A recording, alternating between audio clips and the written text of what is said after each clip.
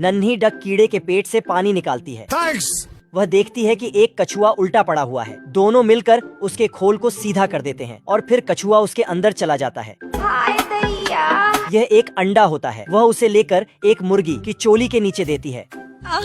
मुर्गी अपने पतिदेव को बुलाती है। मुर्गा आता है। वह अंडे की जांच पड़ताल में लग जाता है। कुछ तो गड़बड़ है, जरूर कोई ना कोई गड़बड़। मैथमेटिक्स लगाकर उसे पता चलता है कि यह अंडा काफी बड़ा है, तो उसे बाहर फेंक देता है। लेकिन डक उसे कैच कर लेती है। वह उसकी मलहम पट्टी करती है और अपने घोंसले में ले जाकर रख देती है और उसे गर्म करने लगती है। जल्द अंडा फूट जाता है जिसमें एक चूजा निकलता है। एंट्री अच्छी है लेकिन बैठने का तरीका अभी बड़ा कैजुअल है। लेकिन चूजा काफी भुक्कड़ है। पहले इन लोगों को हराम की खाने की आदत पड़ने दो। वह सारा खाना खा जाता है। मुर्गा उसे मारने के लिए पीछे पड़ जाता है। अबे जीजा जी का होटल है। लेकिन डक उसे बचा लेती है और उसे अपने घोंसले में ले जाती है और फिर रोज उसके लिए खाना लाने लगती है। काफी मेहनत करती है। डक उस चूजे के लिए खाना ले जा रही थी। एंट्री अच्छी है लेकिन बैठने का तरीका अभी बड़ा कैजुअल है। वह सभी को लोमड़ी के बारे में बताने जाती है।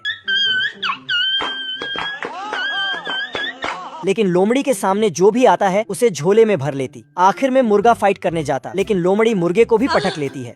फिर वह डक के पीछे पड़ जाती है। डक घर में छुप जाती।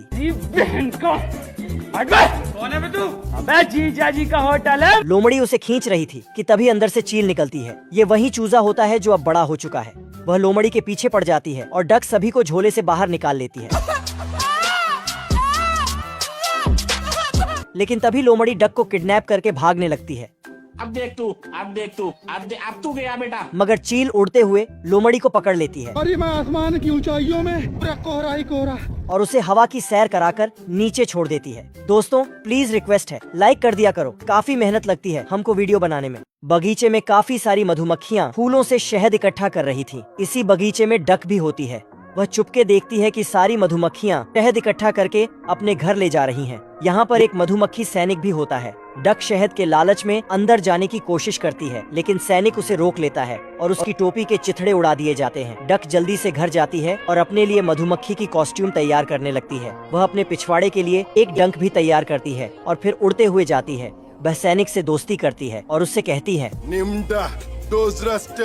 और इधर वह उसके घर में छेद करके पाइप से बाल्टी भरने लगती है और फटाक से निकल लेती है। जब राजा को पता चलता है कि उनकी शहद गायब है तो वह उस सैनिक को लात मारकर वहाँ से भगा देते हैं। सैनिक रोते हुए जाता है। वह देखता है नीचे बिखरी हुई शहद डक के घर की तरफ जा रही है। वह उसके घर जाकर देखता है तो उसे सारा माजरा समझ जाता है। डक फिर से शहद चोरी करने के लिए जाती है, लेकिन मधुमक्खी सैनिक उसके ऊपर हमला कर देती है।